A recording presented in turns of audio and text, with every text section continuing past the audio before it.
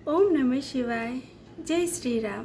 देखिए, जो भी बातें मैं आप लोगों को बताती हूँ यहाँ पर, मैं जानती हूँ कि आप तमाम जितने भी हैं अपने कीमती समय निकाल करके सुनते हो, और मुझे इस बात की बेहद खुशी है कि आप जो बातें सुनते हो उसको जीवन में उतारते हो। हाँ, आप भले जितना सुनो उस बात को अपने भीतर में उतार लो, ये सबसे ज़्यादा महत्वपूर्ण है।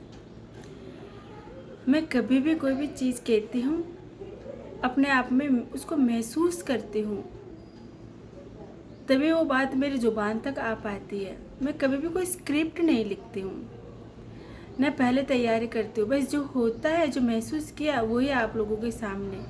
क्योंकि मैं खुद अपने आप में एक उदाहरण हूँ। मैं भी ग्रस्त हूँ पारिवारिक, और ये मानव जीवन, इसमें बहुत सारे उतार चढ़ाव आते हैं। तो ये अनुभव है मेरा, साथ ही अपने आप बाय नेचुरल कि कौन से पड़ाव से कैसे हमें बाहर निकलना है, जीवन की वास्तविकता क्या है, हम क्या है, क्या कर रहे हैं, क्या करना चाहिए, समाज किस दिशा की तरफ जा रहा है, ऐसा हम क्या करें कि हमारा जीवन जो जी रहे वो सुखपूर्वक हो। और ये सब जो हम आंखों से देख रहे हैं, क्या ये हकीकत है या केवल एक भ्रम? मानव जीवन क्या है, सुख और दुख क्या है, बहुत सारे तमाम भाव है। तो ये सारे भाव हम समझ नहीं पाते हैं। हम केवल एक अलग ही दुनिया में घिरे हुए रहते हैं कि हाँ, बस मैं सांस ले रहा हूँ, सांस छोड़ रहा हूँ। मैं शादीशुदा हूँ, मेरी अपनी गृहस्थी है, और बस अपनी गृहस्थी को खुशहाल कैसे रखूँ। और अब हम खुशहाल रखते रखते बस इसी में घिर चुके हैं। अब खुशहाल है कि नहीं, ये तो हमें खुद को मालूम है।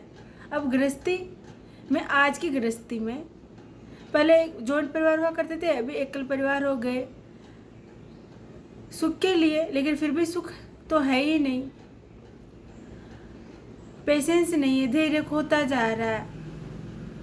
अब छोटी छोटी चीज़ें जो बाय नेचुरल होनी चाहिए कि मतलब बस हाँ, लेकिन उसमें भी अभी हमको पढ़ना पड़ रहा है कि बच्चों की परवरिश कैसे करें, माता पिता का बिहेवियर कैसा होना चाहिए, उनका व्यवहार कैसा होना चाहिए बच्चों के प्रति, बच्चों का व्यवहार कैसा होना चाहिए, बच्चे क्या करें क्या नहीं करें, डिप्रेशन क्यों आ रहा है, शिक्षा क्या है, शिक्षा का मूल अर्थ तो खो गए हम।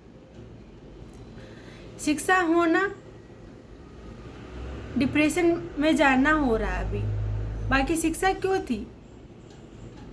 पहले के समय में और आज के समय में तुलना करें तो पहले अशिक्षित होकर के ज़्यादा सुखी थे, आज शिक्षित होकर के दुखी है।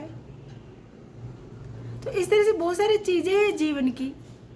बहुत तो ऐसे भी है जो अभी हम इस आधुनिकता में बड़े बड़े आविष्कार कर रहे हैं, उनको समय ही नहीं है आलतू फालतू की सोचने की चीज़ें की।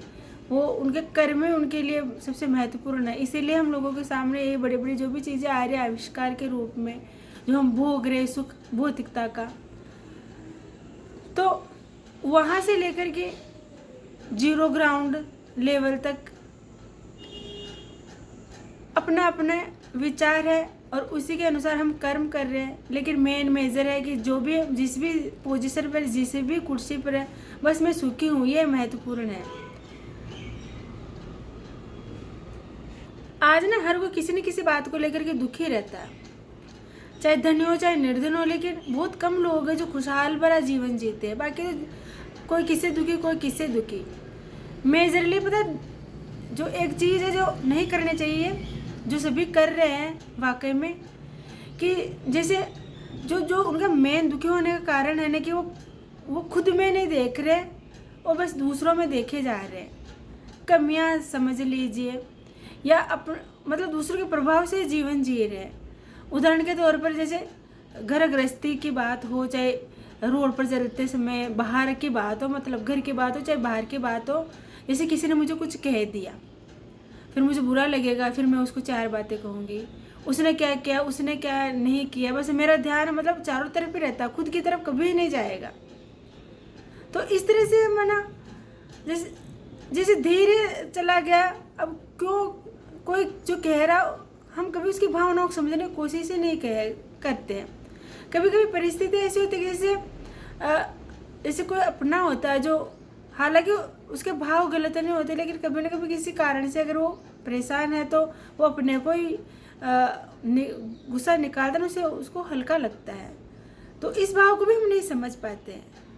तो यदि हम अपनी गहराई में जाएंगे तो हमें सामने वाले की भावनाओं को समझ में आएगा, उसके अनुसार फिर हम रिएक्ट करेंगे कि वो ऐसा क्यों कह रहा है, क्यों नहीं कह रहा है, तो फिर हमें बुरा नहीं लगेगा।